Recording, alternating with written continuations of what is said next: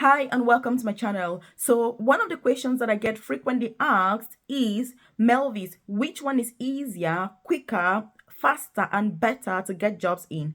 Is it one, private organizations in the UK? So when we talk about private organizations, we mean like nursing homes, residential homes, we mean private hospitals, private companies, private organizations, or is it the NHS? What is best? What is faster? What should I actually go for? So obviously, there are many differences, when it comes to getting jobs in these different sectors. So whether you're already in the UK or you're out of the UK, look, the process to getting jobs with these organizations remains exactly the same. So this video is going to be relevant for you either way, because it could be that you're already in the UK.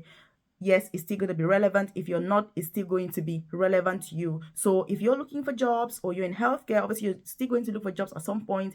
You 100% want to make sure that you watch this video till the end, because I'm going to be talking about, those differences when it comes to recruitment, between the NHS versus the private sector in the UK. So if you're new to my channel, obviously you're very welcome here. If you're a returning subscriber, I again appreciate the time you take to watch these videos. And I do hope that you are really implementing everything, because as you know, I'm all about implementation. I don't want anybody hearing information. If anything is relevant to you, you must implement it. You must make sure you're acting on that information, because that's the only way they are going to continue to excel, to thrive, and to really enjoy life in the UK. So if you haven't subscribed to this channel, look, you do want to hit subscribe right now.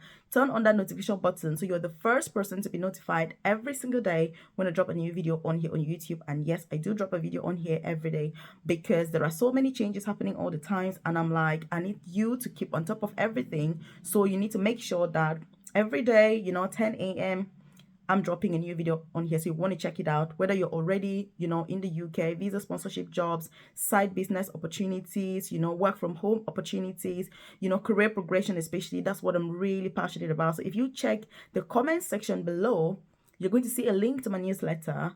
You need to join that newsletter so that I can send that information directly to your inbox, so that you're not reliant on the YouTube algorithm, which works like a yo-yo, up and down. Is this relevant for you? Is it not? But I send that information directly to your inbox. It won't even take you 20 seconds to join that newsletter, because all you need to do is drop your name and email, and that is it. But also, if you want access to my contacts, you can also see my contacts on the newsletter, which means you want to email me or you want to send me a WhatsApp number, a WhatsApp message, then obviously you're going to see my contacts on there. Do feel free to do that, because I do understand that sometimes there are some private, things that you want to discuss. You don't necessarily want to put them on here on YouTube. So obviously you're more than welcome to use that. So again, check the comment section below and you're going to see a link to that newsletter. So let's get started. NHS, nursing homes, private organizations, residential homes, which is easier to get jobs in? What are the differences? As you know, these two, different organizations, they're very, very different, not only in structure, but in how they actually operate. And I think that getting to understand how they work and how they function is going to impact and influence your thoughts and your actions and expectations, most importantly, when it comes to applying for jobs. Because look, the truth is, many people have very unrealistic expectations. They apply for a job today and they're like, oh my God, the next day, I haven't heard anything. Do you think I'm going to be successful? Do you think, look, you need to give it time. You need to be patient with the process, because the more you're patient, the more efficient you're going to be. And I can tell you that many people who are impatient, they are the ones that end up, in a lot of trouble. They're the ones that end up in the wrong hands. You need patience when you're applying for jobs. Very, very important. Especially if you're applying for jobs that need visa sponsorship, whether you're applying for nursing homes, NHS hospitals, it really doesn't matter. But you need to be incredibly patient and making sure that you're doing your due diligence, you're doing the research that is needed, you're keeping a cool head, because while you're looking for jobs, obviously there's all the other things. You've got your live running, you've probably got kids, you have a job that you're doing right now. So looking for a job is extra work for you. And that's why keeping calm, keeping a cool head is going to help you, be in the best form possible, and that will increase the chances of you getting a job. So this is the first thing you need, irrespective of where you're applying for jobs, And by the way, if you're new here and you're wondering who I am and what I'm yapping about, so my name is Melvis. I work for the NHS in England as an advanced nurse practitioner. I studied in the UK as an international student. I started as a carer myself, working in a nursing home, and then progressed from there. now to working as an advanced nurse practitioner. So I have a private career coaching service where I support nurses, carers, student nurses, midwives, prospective student nurses with career progression in the UK. So look, if you're in the UK and you're thinking, oh my God, how can I progress in my career? I'm a carer. I want to do more. I deserve more. I want to progress into nursing, midwifery, medicine, no clinical healthcare jobs. Then you need to check the About section of this YouTube channel. You see a link to my private coaching program, Nursing Career Bootcamp. And look, I urge you to 100% join that program. If you're a qualified nurse and you're thinking, oh my goodness, I need career progression, I don't want to be stuck at band 5. I need to do more, but I don't know how to go about these pathways. I want to become a research nurse, diabetes specialist nurse, advanced nurse practitioner, nurse endoscopist, nurse manager, nurse lecturer, professional development nurse, so you can support fellow nurses as well. You 100% want to check that as well. If you want to get into healthcare, you're looking for those clinical, non-clinical healthcare jobs, especially, which I keep going on about. You don't only have to apply for career jobs. If you're looking for other jobs in the UK, there are other options that you can go for. But like I say, they need a lot of patience. So you do need to have patience. Again, in my private coaching program, I can support you with that journey and with that process, because you have one-on-one sessions with me just to make sure that we establish what's best for you, and then obviously we've got weekly live sessions where we can give you that feedback, make sure that your CV is on sleek, you know how to search for jobs, you know where to find those jobs, you know who is recruiting, you know who the legit, people are that are actively and currently recruiting, for that particular position, whether they are offering visa sponsorship or not, it all depends, not everybody needs visa sponsorship. Obviously, you've got preparation for your interview, making sure that you know everything that is required for that specific role, and those are some of the things that you can expect, obviously, as a member of Nursing Career Bootcamp. So like I've said, you need to check the About section of this YouTube channel and you're going to see a link to join Nursing Career Bootcamp. But join my newsletter, which is in the comment section below or through the About section as well. So that's why I'm so passionate about career progression, because for me, it's not just getting to the UK. For me, that's just not enough. Yes, it is the beginning of a process, of a journey, but that is not the end. You only have to get started once you step foot in this beautiful country. And that's why I'm so keen that all of us progress, we excel, we thrive, and we actually enjoy being in the UK. Otherwise, look, it's going to seem like it was a wrong decision altogether, because yes, many people do regret this path, but it's only because you're not exploring the opportunities that this country brings. So yes, whether you work in a nursing home, NHS, it really doesn't matter where. So like I was saying, if you're applying for jobs, obviously with the NHS, you can expect the process to take a lot longer. It does take a lot longer because the NHS is a bigger organization. The NHS, has very, very complex processes in place that have to be followed. For example, if they if they advertise a vacancy out, and let's say the vacancy is out for say 3 months, from January till March, just to give an example. If you apply in January, that vacancy will have to be on until March, because as you know, the NHS is all about giving everybody a fair chance, giving everybody equal opportunities, and that means that that vacancy will have to go on for the specified time, which is 3 months, for example, before it ever closes. Which means that if you apply in January, it makes no difference between you and somebody who applied say in March, because that vacancy will have to close in March before anybody will look at your applications to be able to shortlist you. And remember that when the vacancy closes say in March, for example, you then need the recruiting team. Let's say that if it was a ward manager, for example, recruiting nurses, once it closes in March, they then have to need time as well to go through everybody that has applied. Once they've gone through everybody, they then need to decide, who they are going to shortlist. And like I said, there are so many processes to go through. You need to score everybody through this point system.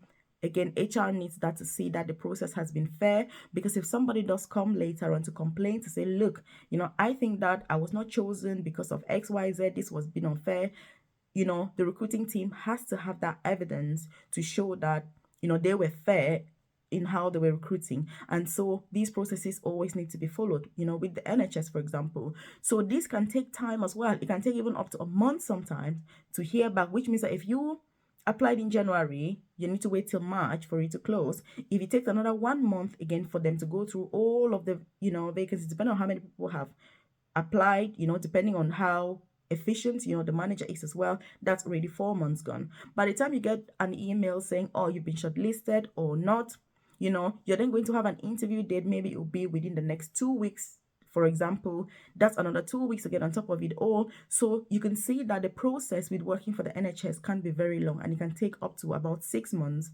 for you to actually get a job offer from when you originally apply. I'm not saying that it takes 6 months, but I'm saying that it can take a while, several months, for the whole process to go through. So this is with the NHS. So you do need to be aware when you're applying for jobs, through the NHS jobs website, you've got to be way more patient. But obviously, if you want to know the advantages of working for the NHS, I want you to leave a comment in the comment section so that I can do that video, the differences between the NHS or nursing homes or private organizations and all that. Just let me know in the comment section, and I'll be more than happy to do that video, obviously, if you're interested in it.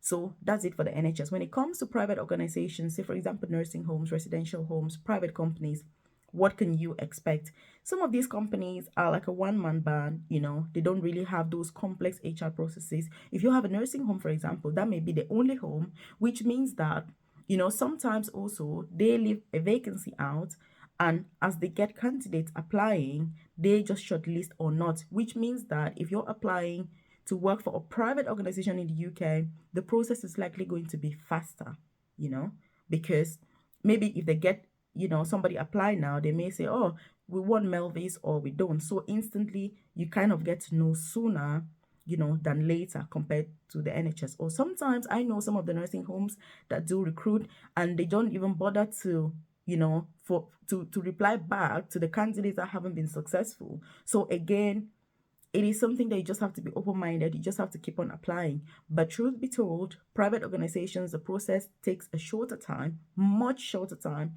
than the NHS. But obviously, as a professional that you are, rightfully so, it is for you to make those decisions as to what is best for you. You shouldn't make the decision only based on time, but you should make it, based on your professional aspirations. What are you trying to achieve? What is your long-term goal?